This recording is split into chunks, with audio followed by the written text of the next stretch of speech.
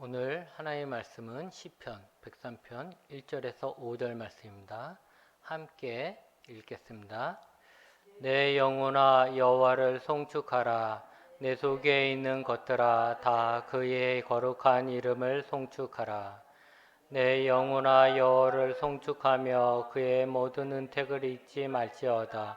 그가 내 모든 죄악을 사하시며 내 모든 병을 고치시며 내 생명을 파멸해서 속량하시고 인자와 긍휼로 관을 씌우시며 좋은 것으로 내 소원을 만족하게 하사 내 청춘을 독수리같이 새롭게 하시는 도다.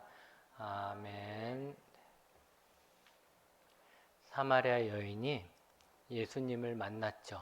예수님을 만나고 처음에는 예수님을 의심하다가 예수님을 선지자라고 생각했을 때, 그렇게 그가 생각되었을 때 예수님에게 질문을 했습니다. 그 질문이 뭐였죠?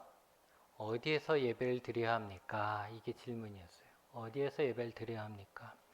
사마리아인들이 주장하는 그리심산인지 아니면 유대인들이 주장하는 예루살렘인지, 하나님을 예배하는 것을 아는 이 여인은 예배하면서도 한편으로 늘 의심이 되는 거예요. 어디에서 예배를 드려야 하는가? 우리는 사마리아인인데 사마리아인들은 그리심산에서 예배를 드려야 한다 해서 내가 거기서 예배 드리는데 저 아래쪽에 있는 유대인들은 예루살렘에서 드려야 된다고 하는 거거든요. 그러니까 내가 예배를 드리면서도 이상한 거예요. 만약 예루살렘에서 예배를 드려야 했다라면 자신이 지금까지 하나님 앞에 드린 예배는 헛짓이 되고 말 것이기 때문에 예배의 장소는 늘 이 여인에게 있어서는 중요했던 거예요. 하나님이 받으시는 그 장소에서 예배를 드려야 된다. 그래야 하나님 앞에 하나님 받으시는 예배를 드린다. 이 생각을 했던 거죠. 그래서 물었던 건데 예수님은 이렇게 대답을 하셨죠. 이 산에서도 말고 예루살렘에서도 말고 너희가 아버지께 예배할 때가 이르리라고 얘기하셨어요. 여인은 자신이 예배를 드리는 데 있어서 가장 중요한 게 뭐예요? 하나님이 받으실 장소, 그 장소가 제일 중요하다 생각했는데 예수님은 그 예배를 받으시는 아버지에 대해서 이야기를 하는 거예요. 여러분, 예배를 드림에 있어서 가장 먼저가 되는 것은 뭐냐면 우리의 예배를 받으시는 아버지를 아는 것입니다. 우리가 예배드리러 오늘도 모였는데 내가 누구한테 예배드리지? 이것을 알아야 된다라는 거죠. 우리는 매주 예배를 드리죠. 일요일마다 아침에 모여서 찬양을 하고 기도를 하고 설교를 듣고 헌금도 합니다. 그렇게 1시간이 지나면 우리는 예배를 드렸다라고 말을 합니다. 이런 순서는 매주 반복이 되고 그러기 그 순서에 너무나도 익숙해져 있을 것입니다. 그러다 보니 우리는 어느 날부터 잊고 있었어요.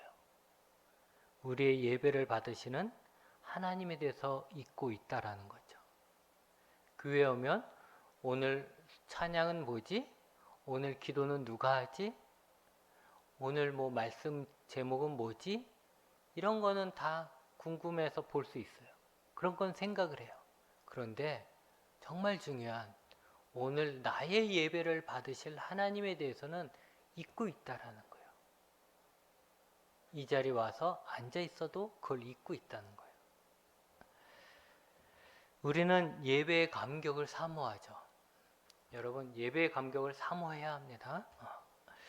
예배 드리면서 감동받길 원해요. 어떤 목사님은 이렇게 이야기했어요. 일주일에 한 번, 후배 목사님들에게 이렇게 얘기했어요. 일주일에 한 번 예배 드리러 오는 성도들에게 어떻게든지 감동을 줘야 한다. 설교를 잘해서 감동을 주든지, 기도를 잘해서 감동을 주든지, 찬양을 잘 골라가지고 감동을 주든지 해야 한다. 예배가 맹숭맹숭하면 안 된다는 거예요. 저도 그 말에 동의합니다. 아무런 감동 없이 형식적으로 예배를 드리는 것은 참 위험한 거예요. 마치 폐암에 걸리면 폐가 딱딱해져서 숨을 쉬지 못하는 것처럼 그렇게 위험한 거예요. 우리가 형식적으로 예배를 드리고 맹숭맹숭하게 예배를 드린다면 우리는 영적으로 폐암에 걸린 것과 같은 것이고 그만큼 위험하다라는 것입니다. 그러기에 목사님들은 더더욱 예배에 감동을 있게 하려고 많은 노력을 합니다. 설교를 감동 있게 쓰려고 꽤 많은 노력을 하거나 찬양, 예배 분위기 막 이런 거 엄청 많이 신경을 쓰죠. 그런데 여러분, 우리가 좀 진지하게 한번 생각해야 될 것은 예배의 감동, 예배의 감격은 어디에서 오는가 하는 거예요. 어떤 사람들은 목사님이 예화를 하면 감동을 받는다고 그래요. 예화를 좀 뭉클한 예화, 좀 이렇게 짠한 예화, 그런 예화를 하면 감동을 받고 오늘 내가 예배 속에 감동이 있었어 이렇게 얘기하는 사람이 있어요. 어떤 사람들은 아름다운 성가, 우리는 그런 형편이 안 되는데 좀 웬만한 데는 규모가 되는 데는 성악 전공한 사람들을 이제 어느 정도 월급처럼 줘가지고 성가, 찬양, 멋있는 찬양을 들으면서 감동적이다, 참 좋다 이렇게 느낀다라는 거예요. 또 어떨 때는 구구절절한 기도, 누가 뜨겁게 기도하고 구구절절하게 기도하면 그 기도가 또 내 마음에 또 감동이 되는구나 이렇게 얘기를 해요. 그래서 목사님 설교에는 감동적인 예화가 없어서 감동이 없고, 우리 교회는 찬양을 잘하는 사람이 없어서 우리 교회는 감동이 없고, 우리 교회에서는 뜨겁게 기도하지 않아서 감동이 없고, 이런 말이 맞을까요? 맞아요. 우리 교회는 이런 게 다 없어요. 그런데 여러분, 그런 감동을 원하신다면 극장에 가시거나 뮤지컬을 봐야죠. 교회보다는 그런 곳이 그런 감동을 더 잘 전달합니다. 여러분, 극장 같은 데 가보세요. 뮤지컬 하는 걸 직접 봐보세요. 심장이 두근두근 거려요. 나올 때는 가슴이 막 벅차요. 그렇게 막 하기 때문에 막 그래요. 그런 감동을 받으려면 그런 곳에 가셔야 돼요. 우리가 예배에 감동을 얻는 것은 예배 순서를 화려하게 하고 감동적으로 만들어내서 얻는 것이 아니라 우리가 예배드리는 그 대상자이신 아버지에게서 오는 것입니다. 감동적인 예배를 드리고 싶습니까? 그렇다면 우리가 예배를 드리는 아버지를 기억해야 합니다. 우리가 지금 여기에 누구를 만나러 왔는지를 기억해야 한다는 거예요. 우리 이 자리가 빛나는 것은, 이 자리가 가치가 있는 것은, 이 자리가 귀한 것은, 또 이 자리가 감격스러운 것은 다른 게 아니라 오늘 우리가 만나러 온 그 하나님 아버지 때문이라는 것이죠. 오늘 말씀 2절에 그의 모든 은택을 잊지 말지어다 라고 했어요. 은택이란 말은 은혜로운 행위와 혜택을 베푸는 행위를 말하는 거예요. 즉 하나님이 나에게 베풀어 주신 은혜를 잊지 말라는 거예요. 여러분, 오늘 여러분이 만나러 온 하나님은 어떤 분이십니까? 그 하나님과 여러분은 어떤 추억들이, 어떤 과거의 경험들이 있었습니까? 지금까지 하나님이 여러분에게 어떤 은혜와 복을 베푸셨습니까? 그것을 지금 기억하고 있습니까? 아니면 잊어버리셨습니까? 혹 잊었다면 오늘 말씀을 통해서 다시 한번 기억하시기 바랍니다. 오늘 말씀해 보면 하나님께서 베푸신 은혜는 다음과 같습니다. 첫째는 내 모든 죄악을 사하셨다라는 거예요.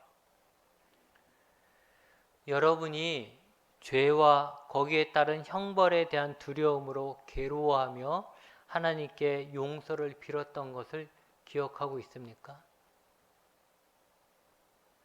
하나님께 회개하며 용서해달라고 간절히 기도했던 그때, 그리고 용서함을 받고서 감격했었던 그때를 기억하십시오. 오늘 우리가 예배하는 하나님은 우리의 죄를 용서하신 분입니다. 만약 하나님이 우리의 죄를 용서하지 않으셨다면 우리는 여기에 있지도 않았을 것이고 죽음에 대한 공포와 심판에 대한 두려움으로 살아갔을 것입니다.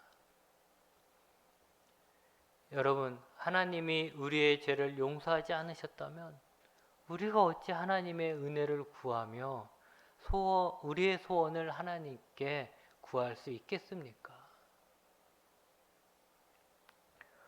어느 날부터 우린 다 용서받은 자이지만, 그런 경험이 다 있지만, 어느 날부터 하나님의 용서가 익숙해져서 용서를 구하면서도 용서해 주심에 대한, 하나님이 나를 용서해 주신 것에 대한 감격을 잃어버리고 무감각한 그냥 습관이 되어버렸다면, 우리가 하나님께 용서함 받고서 감격했었던 그때를 기억하고 동일하게 오늘도 나를 용서해 주시는 하나님의 은혜를 깨달아야 합니다.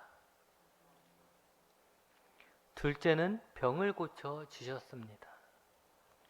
지금까지 살아오면서 여러분은 크고 작은 병에 걸렸을 것입니다. 아무 병 없이 지금까지 살아온 사람 있어요? 없을 거예요. 육체적인 병일 수도 있고요. 영적인 병일 수도 있고, 정서적으로 아니면 정신적으로, 또 관계적으로 병에 걸려서 괴로운 적이 분명히 있을 것입니다. 그래서 그 병이 낫기를, 그 아픔이 지나가기를 간절히 기도했을 거예요. 그때 하나님이 여러분의 병을 고쳐주신 것을 기억하십시오. 사춘기인 제 아들을 보면서 아버지가 아들을 보면서 자기 과거를 기억하게 되더라고요. 저도 제 아들을 보면서 예전에 잊고 있었던 제 모습이 생각이 나곤 합니다. 저도 그때는, 사춘기 때는 감정적으로, 정서적으로 많이 힘들었었습니다. 그런데 그때 내가 무너지지 않고 또 나쁜 길로 가지 않도록 나를 잡아주신 분이 계셨지요. 그분이 바로 하나님이셨습니다. 참 많은 것이 부족했고 또 누구하고 상의할 수도 없었는데, 지금 돌아보면 내가 그런 시절이 있었나 싶을 정도로 잘 넘어갈 수 있었던 것은 하나님 때문이었습니다. 그 시절 힘들었지만 그만큼 하나님의 은혜가 넘치는 시기이기도 했습니다. 제가 몸이 아파서 병원에 입원하고 수술하고 막 했던 이런 힘든 시간이 있었는데, 그때 더불어 하나님께서 베푸신 많은 은혜가 또한 있었습니다. 근데 화장실 갈 때와 나올 때가 다르다고 하듯이, 우리는 아플 때의 간절함을 잊어버리고 그때 나를 도와주시고 고쳐주신 하나님의 은혜도 잊어버리고 마치 나는 아픈 적이 없었던 것처럼 그렇게 살아갑니다. 나는 여태까지 하나님의 도움을 받은 적이 없어. 난 여태까지 하나님이 나를 치료해 주신 적이 없어. 하나님이 내가 아플 때 나를 위로해 준 적이 없어 하는 것처럼 살아간다는 거죠. 심지어는 하나님을 믿지 않는 자들이 하나님에 대해서 하나님이 어디 있어? 라고 말을 하는데도 그 앞에서 아니야, 하나님은 내가 이렇게 힘들 때 나를 도와주셨고 이렇게 하셨어 라는 말을 못해요. 잊어서 다 잊어버리고 있기 때문에 그런 거죠. 여러분 잘 기억하셔야 합니다. 하나님이 저만 고쳐주셨습니까? 하나님이 저만 도와주셨습니까? 여러분이 울면서 매달릴 때 하나님께서 도와주시지 않았습니까? 우리가 오늘 예배하는 하나님은 우리를 고쳐주신 분입니다. 우리를 도와주신 분입니다. 셋째는 하나님은 우리의 생명을 죽음에서 구원하시고 머리에 관을 씌워주셨습니다. 여러분, 예수님이 지옥에 갈 우리를 구원하신 것을 믿으십니까? 우리가 아무리 열심히 운동을 하고 좋은 것만 먹어도 우리의 삶은 100년도 안 됩니다. 많은 사람은 80이 되기도 전에 죽습니다. 무슨 일을 하고 살았던지 어디에 살았던지 사람은 다 죽고 여러분도 죽습니다. 그리고 지옥에 갈 것입니다. 거기에서 우리는 영원히 우리의 죄값을 받게 됩니다. 부정하고 싶을지 몰라도 우리의 삶의 끝자락에서 우리를 기다리는 것은 죽음, 지옥, 파멸입니다. 그런데 하나님은 그 파멸에서 우리를 구원하셨습니다. 우리가 빠질 지옥 구덩이에서 우리를 건져 주셨습니다. 우리는 예수님을 우리의 구원자라고 말하면서도 예수님이 우리에게 베푸신 이 놀라운 사실을 잊고 있는 것은 아닙니까? 마치 나는 처음부터 지옥하고는 상관이 없는 것처럼, 나는 처음부터 천국에 갈 사람이었던 것처럼 그렇게 당연히 여기고 있는 것은 아닙니까? 여러분, 우리는 처음부터 지옥에 갈 사람들입니다. 그런데 그런 우리를 하나님이 구해주신 것입니다. 오늘 내가 만나러 온 이 하나님은 나를 지옥에서 구원해 주신 분입니다. 또한 하나님은 나를 지옥에서 건져줬을 뿐만이 아니라 나에게 관을 씌워 주셨습니다. 상상해 보십시오. 하나님이 여러분의 머리에 왕관을 씌우는 겁니다. 여러분에게 높은 자리를 주셨다라는 의미가 아니라 하나님이 여러분을 귀한 존재로 존중해 주셨다라는 것입니다. 어떤 사람은 이렇게 표현했습니다. 하나님은 그들이 왕처럼 느끼게 만드셨다. 여러분을 왕처럼 대우해 주신 거예요.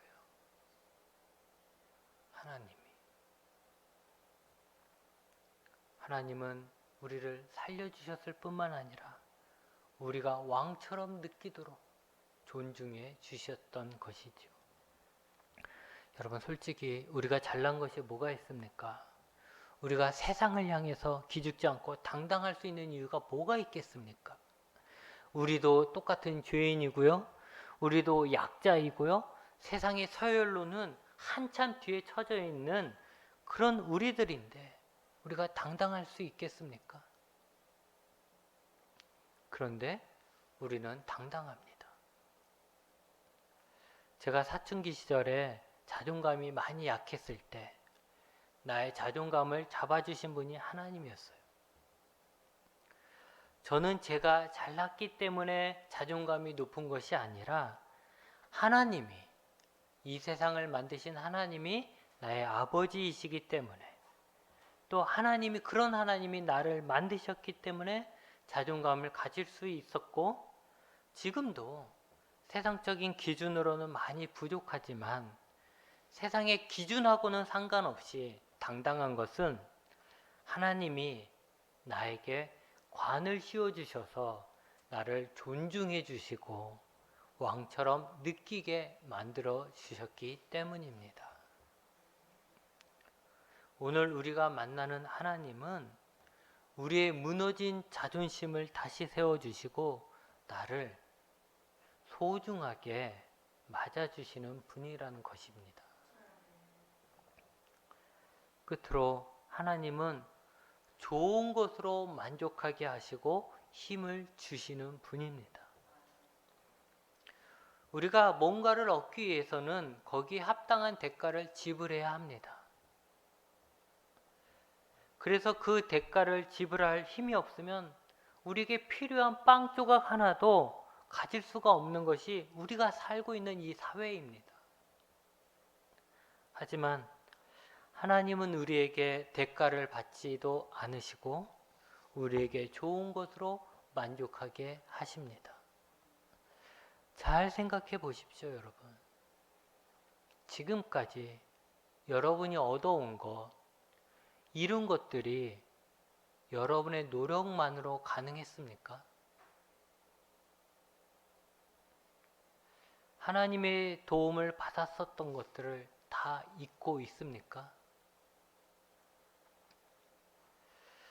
하나님은 우리에게 좋은 것으로 만족하게 하시며 우리에게 필요한 힘을 공급하셔서 우리가 할 수 없는 것들을 할 수 있게 하셨습니다. 여러분 지금까지 지내오면서 여러분이 좌절했던 적이 몇 번이었습니까? 많이 있었잖아요. 때로는 정말 끝이다. 이렇게는 못 산다. 이렇게는 더 이상 아무 희망이 없다. 이런 좌절을 느낀 적도 많이 있잖아요. 다른 친구들을 보면서 나는 계속 부족하다. 나는 안 된다. 생각하면서 한숨 쉰 적도 많이 있잖아요. 우리의 가정 형편 때문에 또 포기해야 했었던 그런 일들도 많이 있었잖아요.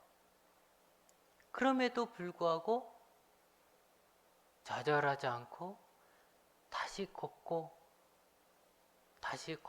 해서 오늘까지 올 수 있었던 것은 하나님의 도우심이 아니었습니까? 그런 경험이 우리에겐 다 있을 거라는 거예요.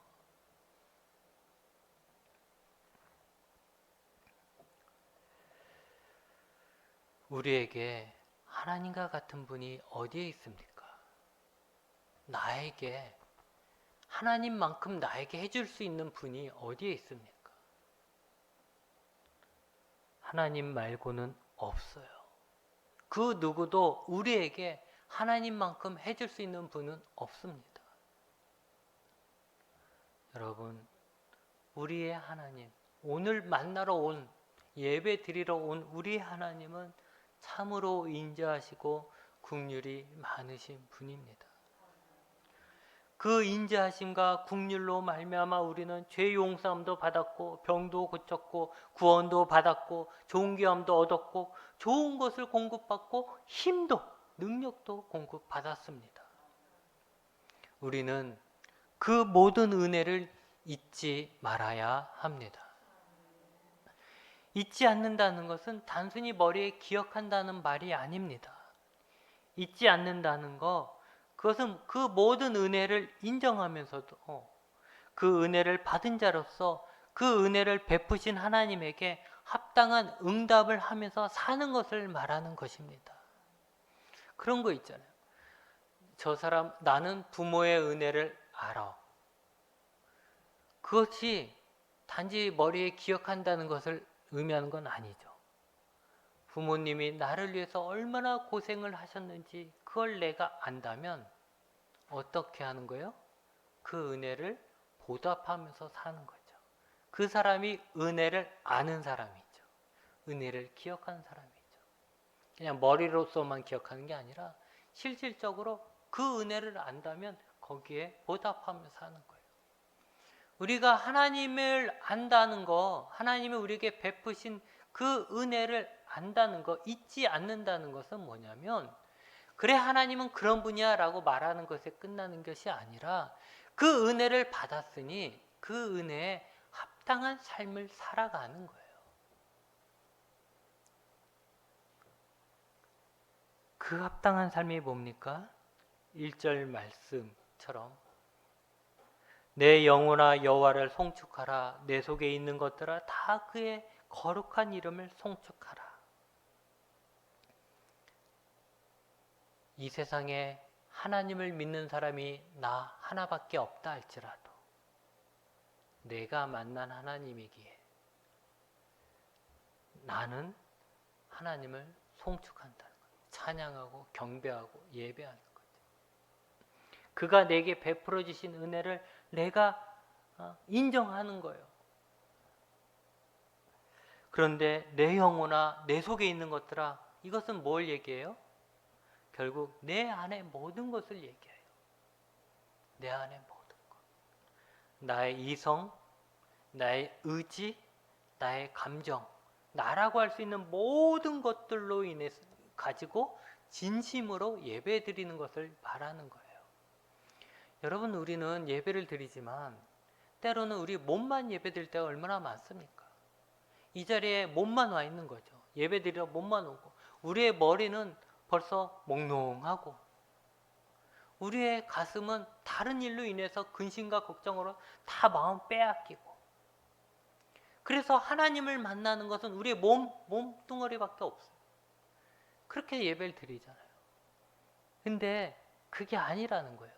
정말 하나님이 오늘 내가 만나야 될 그 하나님이 어떤 분이고 그분이 나에게 어떤 은혜를 베풀으시는지를 기억한다면 내가 의지적으로 내 머리뿐만 아니라 내 감정까지 내 온몸을 다해서 내 마음 전심을 다하여서 하나님 앞에 예배를 드려야 하는 것입니다. 그것이 은혜를 받은 자로서의 당연한 모습입니다. 여러분, 우리가 예배 분위기 때문에 감동을 받는 거 아닙니다. 그런 감동은 죄송하지만 싸구려 감동이에요. 그런 건 바깥에 나가서 다른 사람하고 수다 몇 번 떨면 다 잊어버려요. 우리가 예배 분위기 때문에 특별히 더 진심으로 예배 드리는 거 아니에요. 우리의 예배를 받으실 분, 오늘 내가 만날 분이 어떤 분인지 잊지 않을 때, 내가 집에서부터 내가 오늘 교회 가서 만나야 될 분이 어떤 분인지 그분이 내게 베풀어 주신 그 은혜를 잊지 않았을 때 우리는 내 안에 모든 것을 동원해서 진심으로 예배를 드리게 됩니다. 여러분, 오늘 내가 예배 드리는 하나님이 어떤 분인지 잊지 마십시오. 그리고 그분에게 합당한 예배를 드리되 내 속에 있는 모든 것들을 총동원해서 진심으로 하나님을 기뻐하며 감사하며 높여 드리십시오. 이것이 우리가 드려야 할 예배이며 이것이 예배의 감격입니다. 기도하시겠습니다.